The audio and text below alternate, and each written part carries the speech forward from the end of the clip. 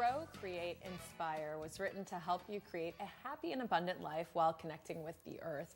Joining us is the author of Grow, Create, Inspire, Crystal Stevens. Thank you for being here. Thank you, Sarah. So I should first start things off. Congratulations on your first book, and this is exciting. It's basically, are you telling us that everything we need is right outside, right in front of us? Is that right? Well, food is the one thing that we all need for survival. Food and water, shelter, of course. But that's the one common thread that unites us all. We all need food to survive, no matter what language we speak, no matter where at in the world we are. We need food, and food is so easy to grow on your own, as long as you have a little backyard or a front yard. Well, let's talk about the book. What's the book about? What does it contain? What type of information? Sure. So it's a culmination of my life's work as an herbalist, as a gardener, and an educator.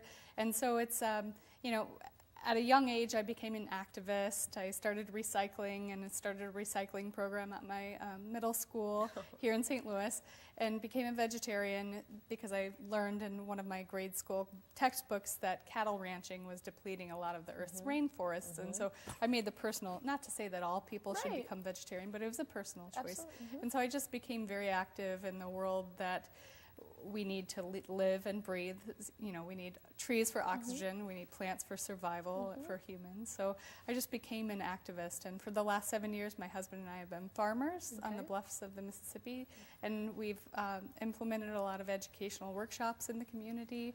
And now I just started at Earth Dance Organic Farm School. So that's very neat. So the book, that's wonderful. And the book really is sort of this one-stop source for if you are doing or interested in doing composting, gardening, everything, basically, so you can be self-sustaining. Is that right? Absolutely. So, there's thousands of books out there on the subject, but this is mainly geared toward beginners. So people who have never had a garden, who have never composted, it's kind of like an all-inclusive guide to earth stewardship. And so it has a lot of introduction to gardening, how to build a compost bin, what to add to compost, foraging information. So if you're walking through your backyard, you can't spray your yard if you're wanting to forage, but you can eat plantain and dandelions and dandelion greens for medicinal properties.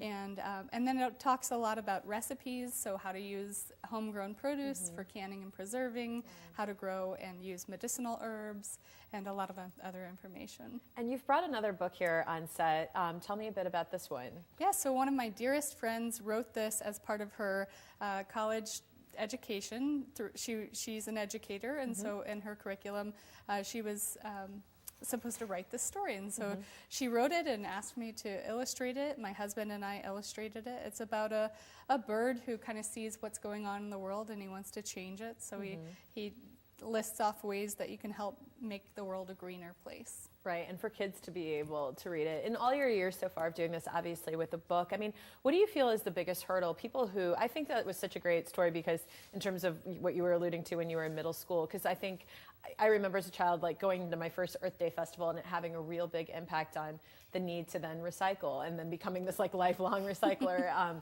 And so I guess, what do you feel is the biggest hurdle when people want to do more and they want to be more environmentally friendly, but they don't, and they feel it might be, I don't know, sometimes a hindrance on their schedule or much more work? What do you say to them? Sure, it's simple.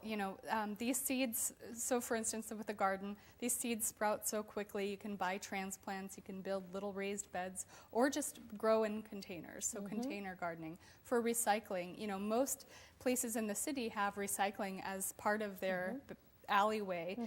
There's the trash and then there's the recycling canisters, and then of course aluminum cans, you can get money from them. So it's really quite easy. You can have it in rural or suburban areas. You can pay a little bit a month to do a recycling service. So it's really accessible and easy. It's just a matter of going and getting a dollar store trash can to put recycling in.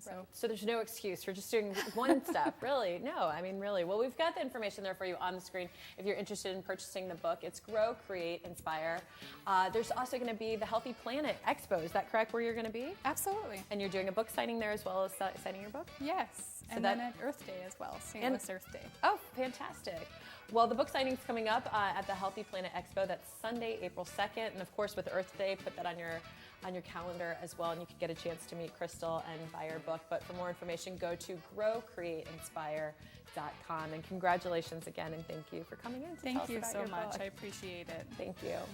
All right, well, there's more STL Live right after this. Please stay with us.